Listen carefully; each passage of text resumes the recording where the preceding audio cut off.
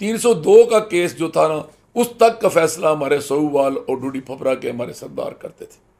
तो दो हम भाई थे, मेरा एक भाई जो है मर्डर हो गया 1992 में, एक मैं हूँ, तो हमारी तादाद निस्बतन कम है। तो ये तो दूसरे लोगों को वैसे हमदर्दी थी कि यार इनके ख़ानदान ने कुर्बानी दी है।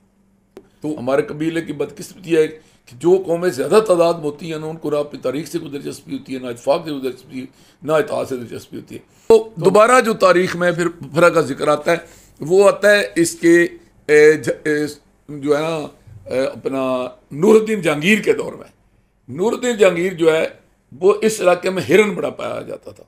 वो नूरजहाँ को लेकर यहाँ आया शिकार के लिए। तो नूरजहाँ का हिरन था बड़ा वो खूबसूरत और कमाल का ट्रेंड, वो दूसरे हिरनों को उठाता था शिकार के लिए।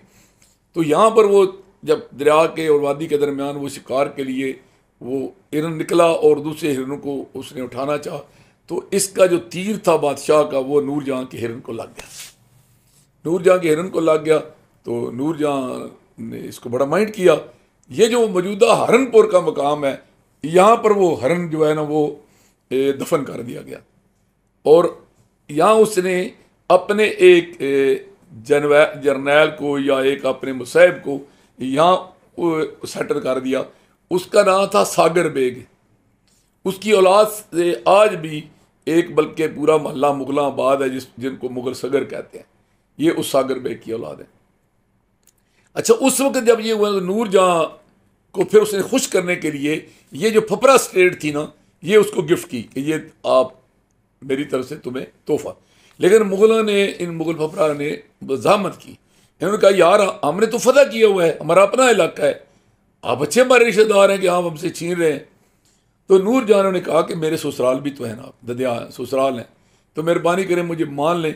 तो उस वक़्त का जो सिक्का था, यानी टेढ़ी पैसा आज का समझ लें, वो सालाना उसको मिलता था।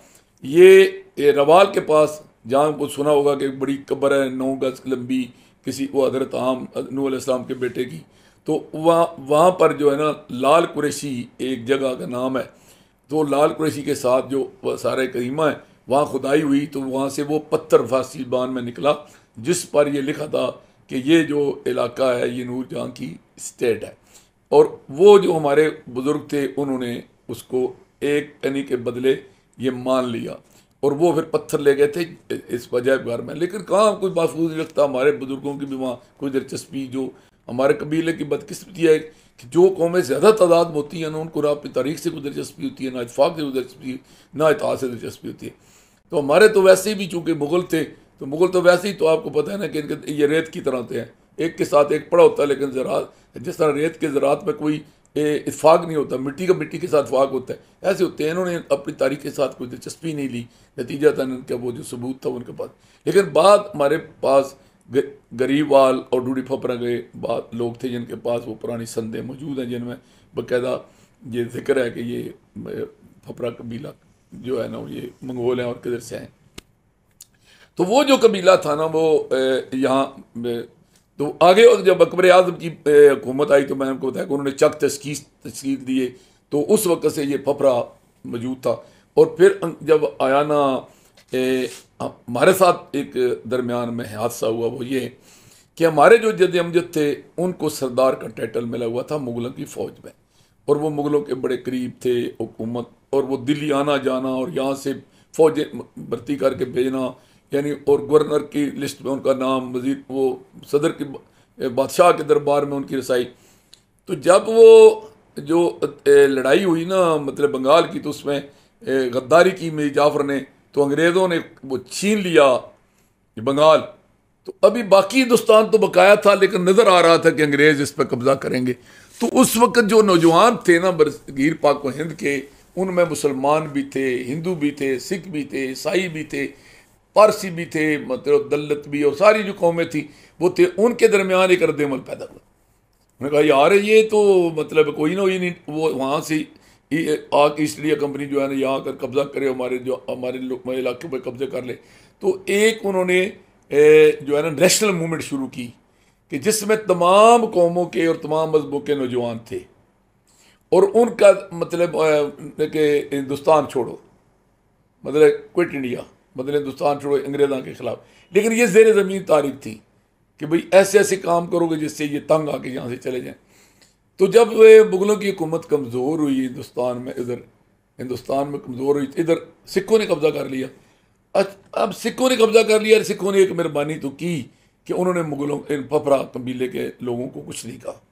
उन्होंने कहा यार ये इनकी मुर्कज़ी हुकूमत है तो इनके साथ लड़ाई लड़ने की क्या ज़रूरत है। उनके साथ उन्होंने ब्रदरहुड कायम रखी और इनकी दाखिली खुद मुख्तारी को भी तस्लीम किया। 302 का केस जो था ना, उस तक का फैसला हमारे सोऊवाल और डूडी फफरा के हमारे सरदार करते थे। लेकिन वो जो वहाँ तरीके मज़ा मचा रही थी ना, उसकी मुखबरी हो गई उसको ईस्ट इंडिया कंपनी को। अब मरकज़ में जो हुकूमत थी मुगलों की वो कमज़ोर थी, उसकी गिरफ्त कमज़ोर हो गई थी। ईस्ट इंडिया कंपनी ताकतवर थी। सिख जो था ये वैसे ही इसको इतनी दिलचस्पी मुगलों के साथ तो नहीं थी ना, ये अपनी स्किन बचाने के लिए अंग्रेज़ों को खुश करता था। बाद में उन्होंने इससे भी हुकूमत छीन ली। उन्होंने मुखबरी कर दी, वो उन्होंने सिखों को कहा तो सिखों ने पता लगाया कि ये तो ढूडी फफरा का ये है सरदार अल्लाह बख्श उसका नाम था। तो उन्होंने क्या किया कि सरदार अल्लाह बख्श को वहाँ पकड़ लिया और उसको उन्होंने उस वक़्त के हिसाब से फांसी दी, गोली मारी, क्या किया, लेकिन उसको मौत के घाट उतार दिए। अब लेकिन पीछे उन्होंने क्या किया कि उन्होंने यहाँ पैगाम भेजा कि जनाब उनकी बरादरी को, जो कबीले के लोग थे, जैसे आजकल भी आप पढ़ते होंगे कि वो कबीले इलाके में क्या होता है कि मकानों को आग लगा दो और यहाँ से इनको निकाल दो। तो उन्होंने उस वक़्त में कि आज की ज़बान में दहशतगर्द डिक्लेयर कर दिया कि ये दहशतगर्द हैं, इनके ख़ानदान को में से सरदारी वापस ले लो, इनसे जलदारी वापस ले लो और इनको यहाँ से निकाल दो। तो वो जो हमारे घर थे उनको आग लगा दी गई, मकान छीन लिए गए और ज़मीनें छीन ली गई। और वो जो हमारे बाबा जी थे सरदार अल्लाह बख्श, वो उनके औलाद को वहाँ से निकाल दिया गया। तो वो अपना जो है ना आकर दौलतपुर में वो वहाँ से आए, तो ये दौलतपुर में आकर आबाद हुए।